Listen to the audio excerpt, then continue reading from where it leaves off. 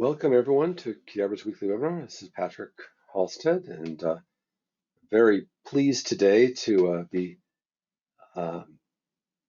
showing you. Actually, I'm not doing much work, but we're showing you our third webinar on AI for your forms. And I'm happy that Sweta Pautel, who's done most of the work, is joining us today. Sweta, can you say a few words?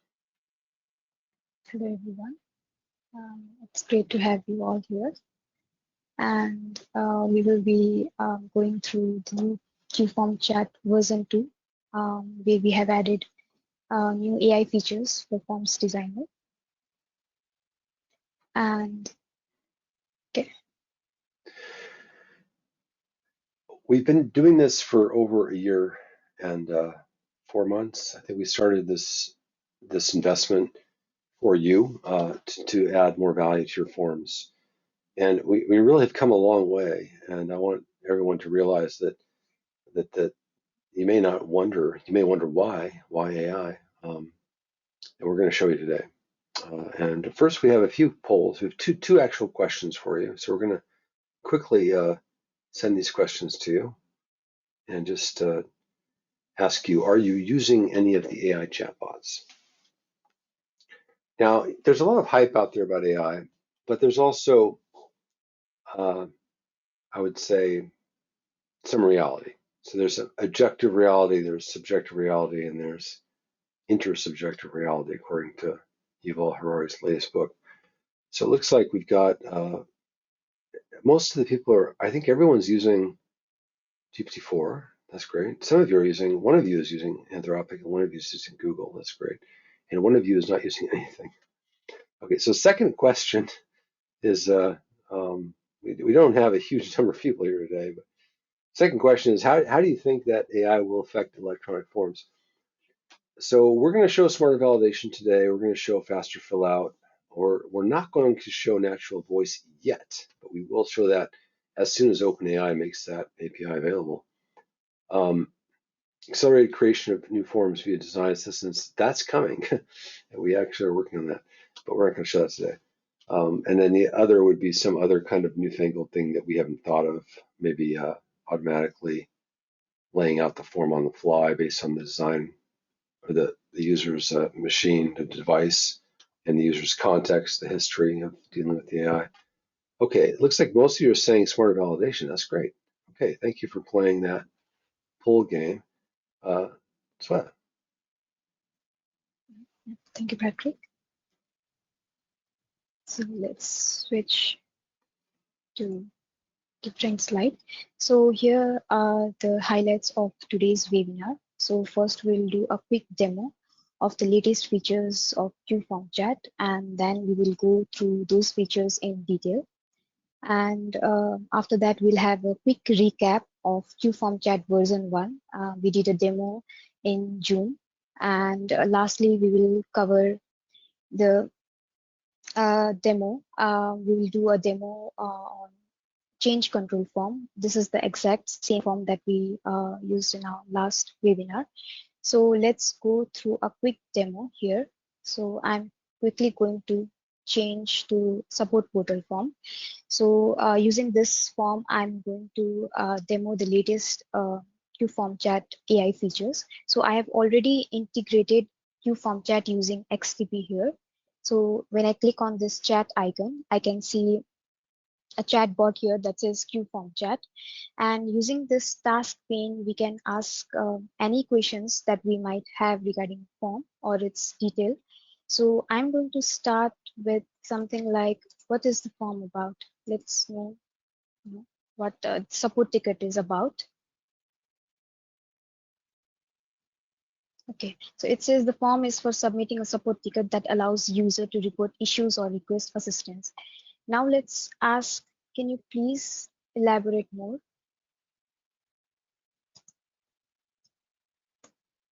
I need details about the issue details section.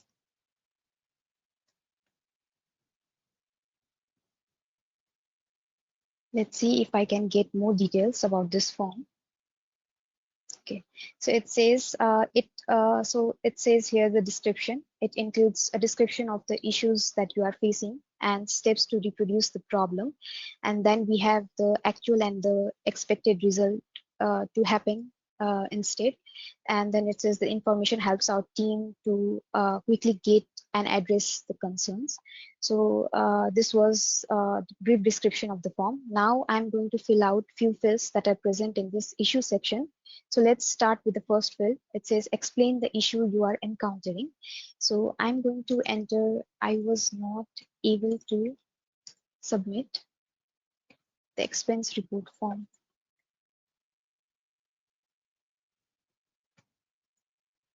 Using forms viewer. So the next field is what steps do you take when you encountered the issue? So for this, let's say I went to watch a movie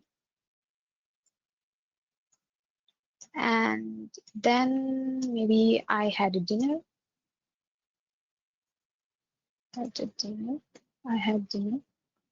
And lastly, I came back home. So these are the repro steps for the issue. And the next field is what is the actual result that you got? So for this field, I'm going to enter form should submit successfully. And the last field is what is the expected result? So let's say I got an error message.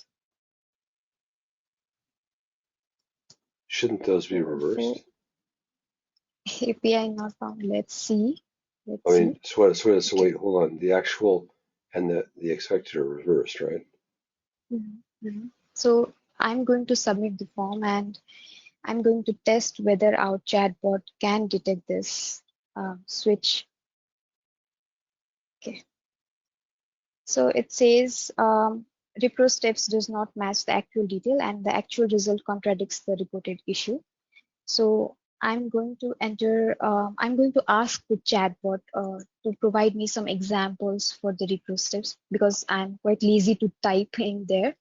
So can you please provide me some examples for the repro steps?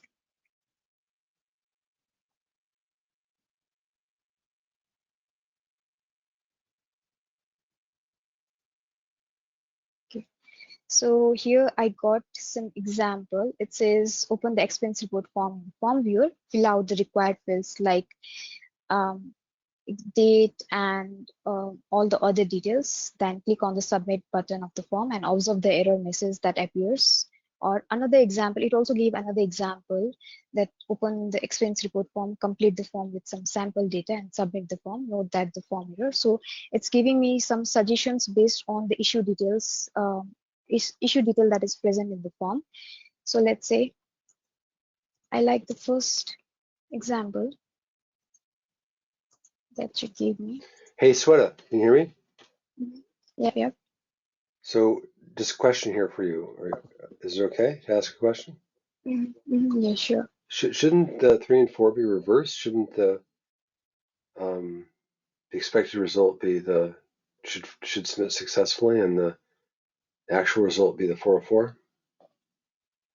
Yeah, that would, but I will ask chatbot to reverse the values for me later on. That's part of the demo. Sorry. Nice job. Yeah, that is part of the demo. So I like the first example that you gave me. Please update the repro steps.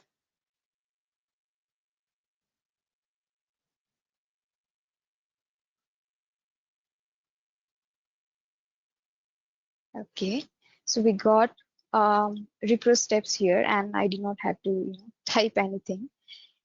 Now let's ask.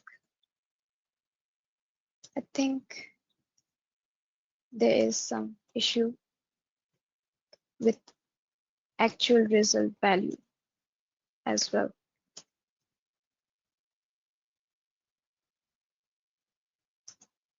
Can you please fix that for me?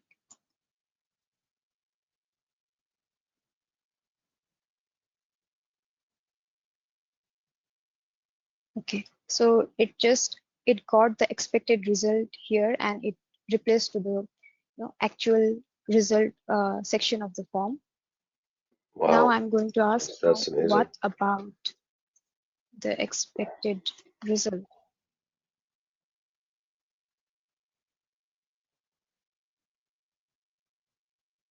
Okay. The expected results will describe how would you'd like to happen when you submit the form. The form should submit successfully without any error message. So it gave me suggestion that I could replace in the expected field. Please replace that to the expected result.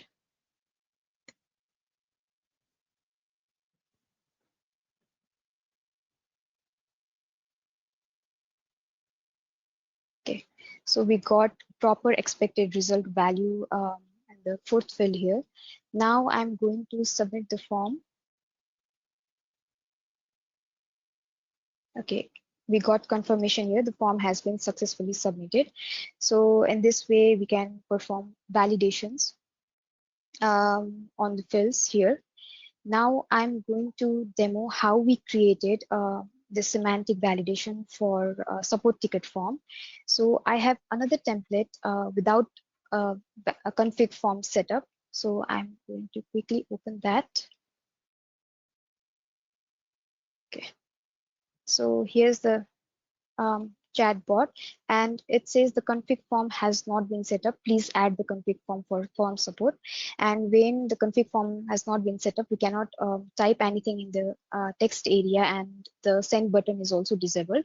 So to open the config form, we'll have to click on this Q icon, and we'll get directed to the corresponding config form. Okay. So we have an empty config form here. So the first key feature of today's demo is Claude 3.5 Sonnet. So we have introduced a new AI model by Anthropic. We were using GPT models in the earlier version, but we found some hallucination issues with GPT and we switched to Claude 3.5 Sonnet. Now I'm going to um, add the API key here. Okay. And the next important feature for today's demo is this generate autofill button. So what this button does is it auto-populates the semantic validation based on the fields that are present in the support ticket form. So I'm going to click this generate autofill and wait for a few seconds.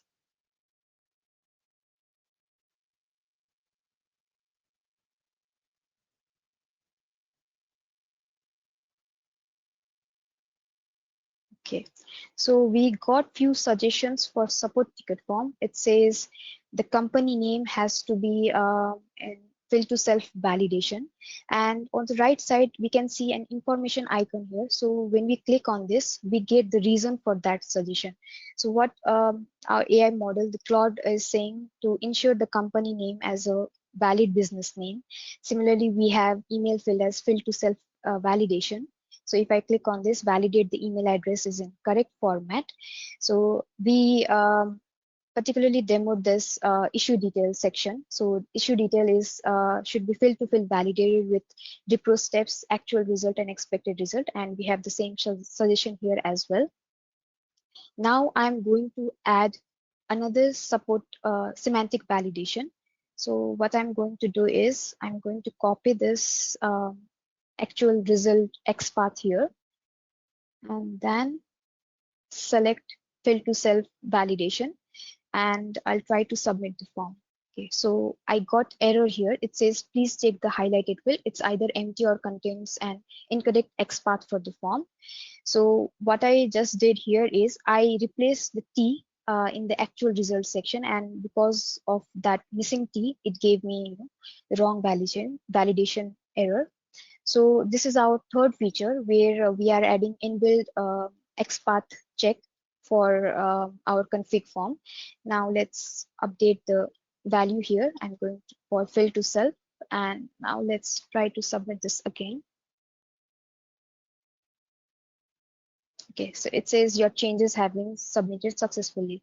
Now let's go back to the support ticket form.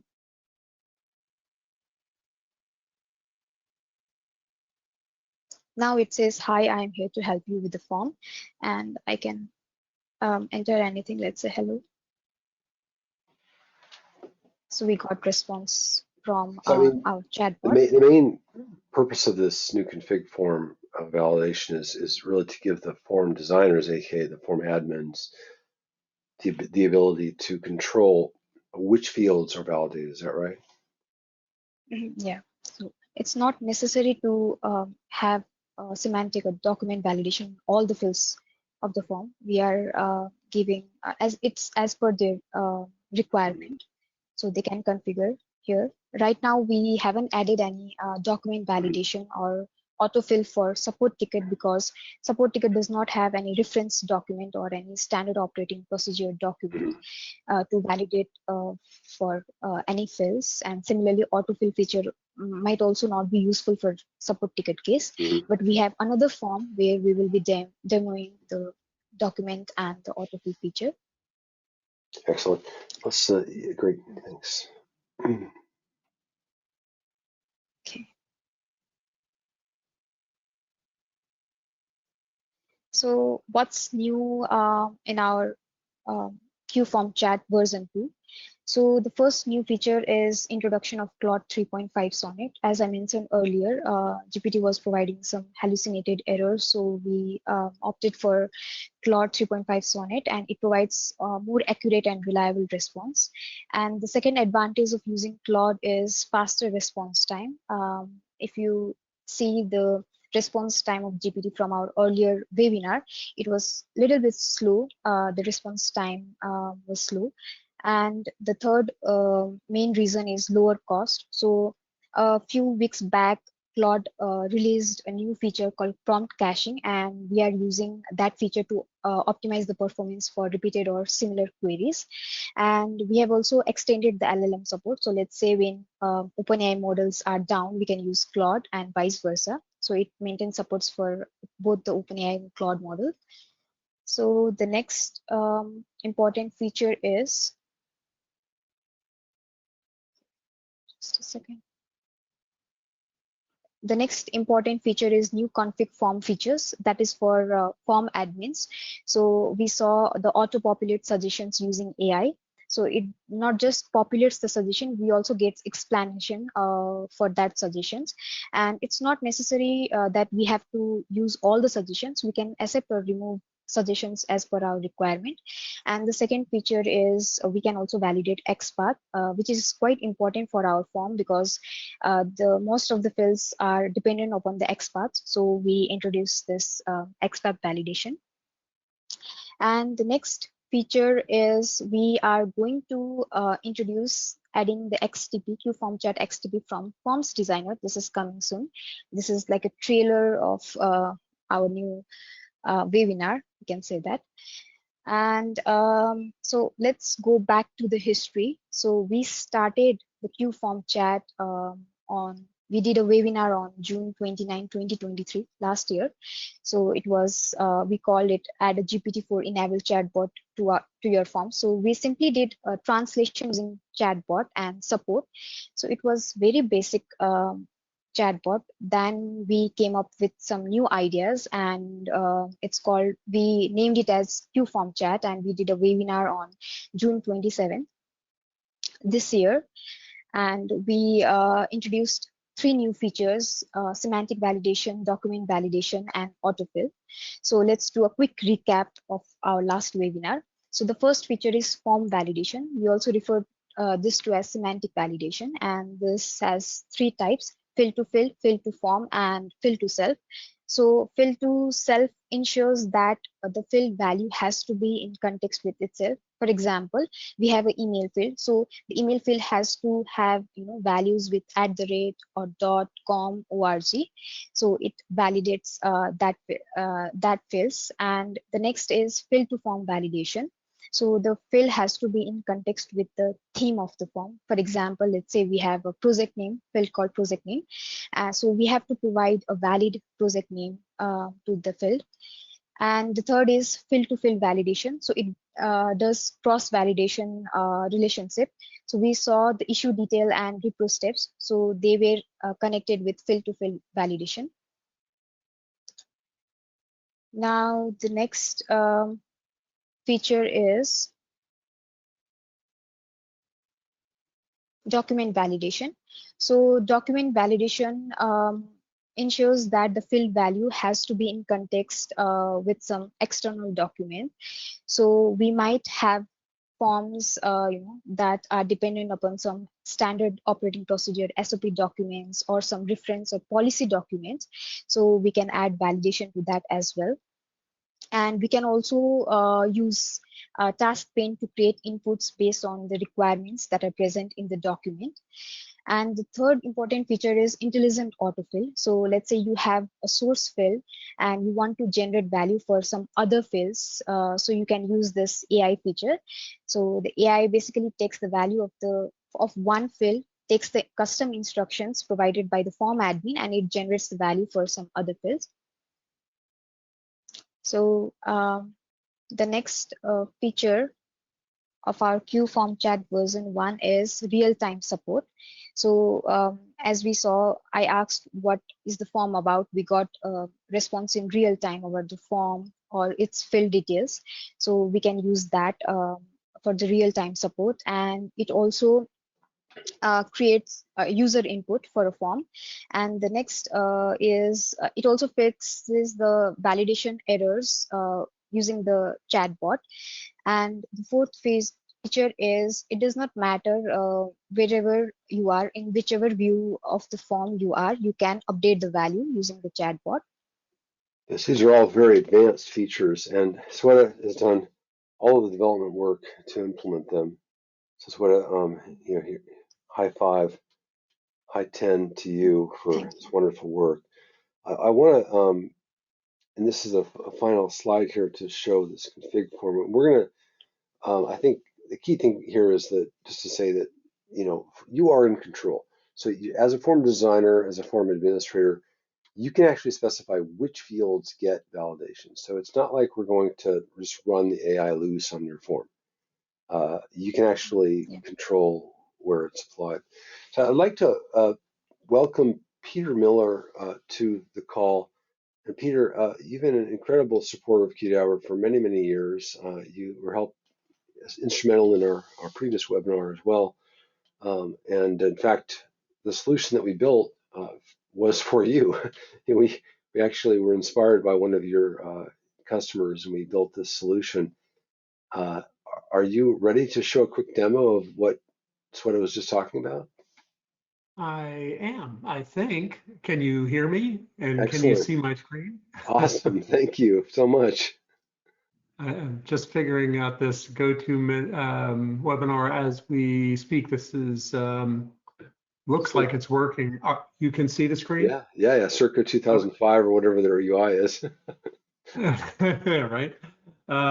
So just to kind of springboard off of what Sweta was talking about before, this qFormChat really opened up a lot of doors. The work that Sweta's done with validation sort of springboards the capability of electronic forms in a way that we just haven't seen this kind of advancement in years. So obviously the integration of AI into your form use can be a real time saver. And I think that's one of the things that I saw early on, not only for the actual validation that helps you get really high quality forms, which we've done in the past with different mechanisms, right? We have pick lists and things of that nature.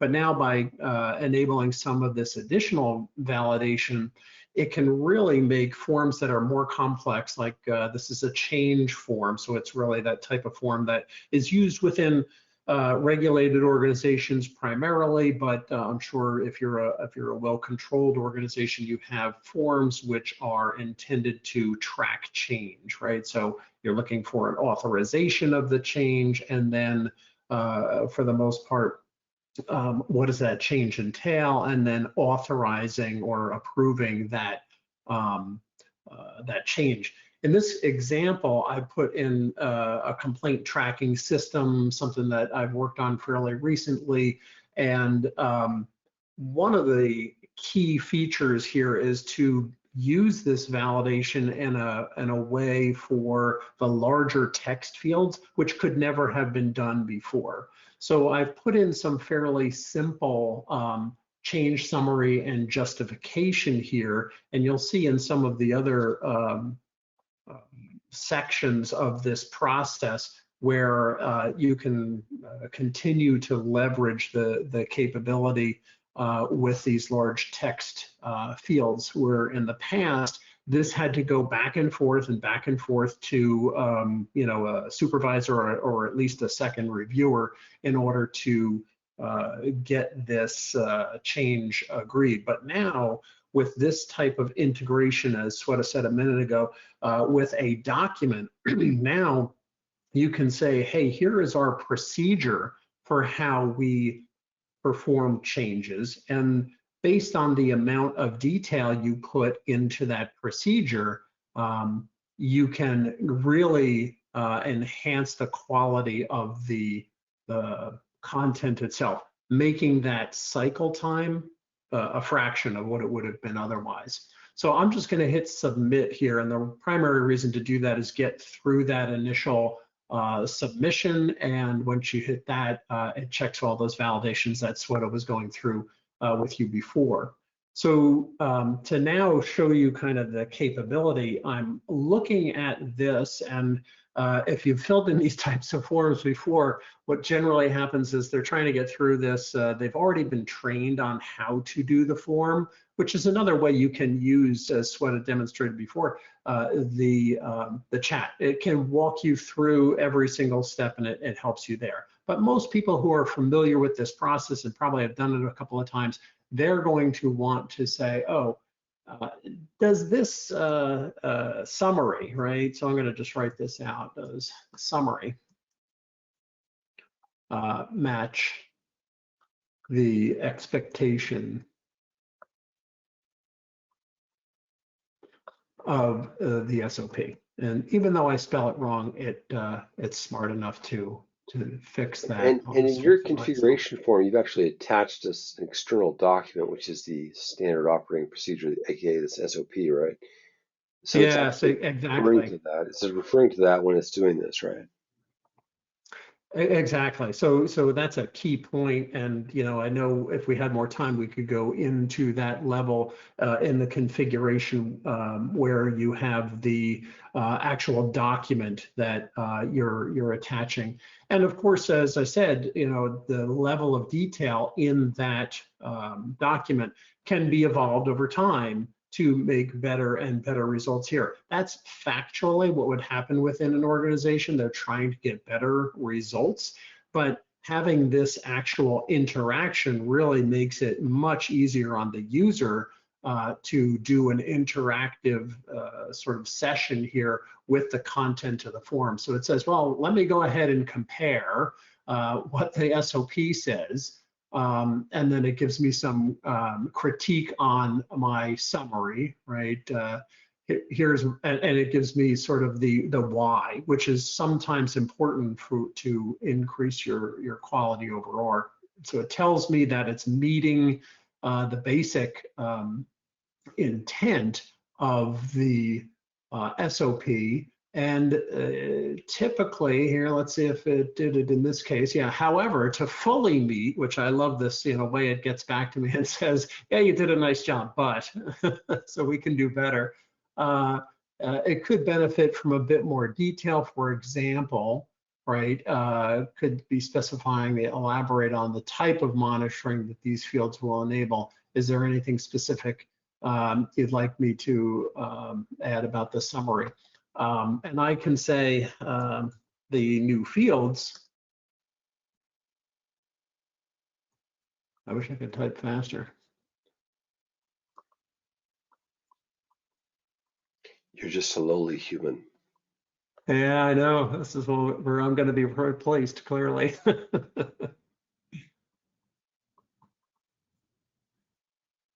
So I'm going to say this and then get some feedback on the next level of information.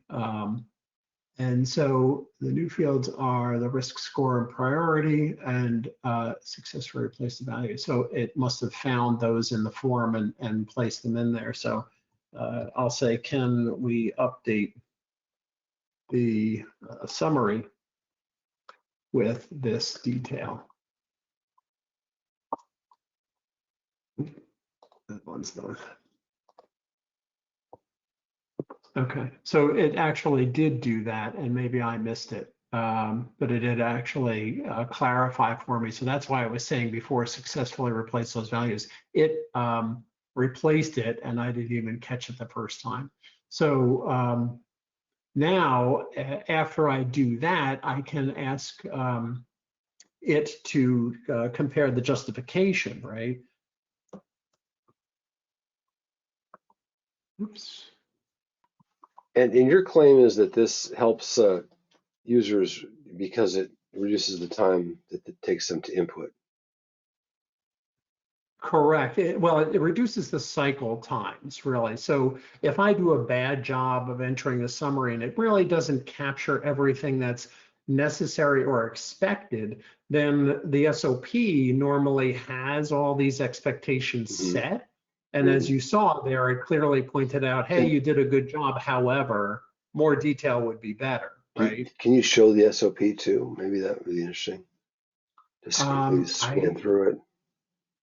Don't know that I can probably ask it to do that, but I think that is under the configuration. Is that right, Sweta? Yes, that's under the config. That's where it would be. Yeah. So I don't know that I can actually do that here. That's a great point. I haven't tried that yet. I'm trusting, the feedback that I see does match my expectations. So since I probably have a much more familiarity than sort of a common user would with the content, so I'm asking it questions that I know are in the SOP, already in the SOP, right? We didn't show how to add the document earlier, but I think sort of that might be nice to show after Peter's done, maybe to quickly show how to add reference documents to the config form. Yeah, I think that would be great because here again, that reference is something that the user of this would be trained in. But again, you get trained once a year or maybe once every time that version of the SOP comes out. And now 3 or 6 months later, you're trying to fill in the form. Do you really think you're going to remember? And what we had done in the past is we put a whole bunch of explanation here. I've seen plenty of forms where it's just got this really, verbose explanation here that the expectation is that the user is reading that. Now, I'm sure, having articulated all this, and I'm doing this in an interactive way, we could also improve the instruction to sort of do this verification automatically as a first pass. And then when the user tries to submit or save, it could come back with that feedback. But I think this is the way that I would envision it being best used, is that the user shouldn't really just blindly submit and it goes off to their supervisor to do the review and approval, and then you get this iterative process, right? And here again, you can see it gives me its entire thinking process here, and it goes typically further. And if you switch to another view, like say part 2 or part 3, then it automatically is able to support you in that context as well, right? Correct. Yeah. So this is my favorite example down here, because one of the things that, again, a user may not be really familiar with is what is the best testing, right? So here again, I can say, okay, given what I have showed you so far, now we didn't fill in the rest of the form, but given what I've told you so far, what testing do you recommend? Now, it's a lot easier to get all that, expectations set that were already set in the procedure articulated to you. And one of the things that you can do is it gives you, as you saw in this example, it does give you a, go back down to the bottom, a number of sort of suggestions here in regards to the content. You can say, give me test number 1 and 3 and 5, right? And it knows from the text it's given you what to put into the Can you try that? Well, I have to ask it about the testing first, so.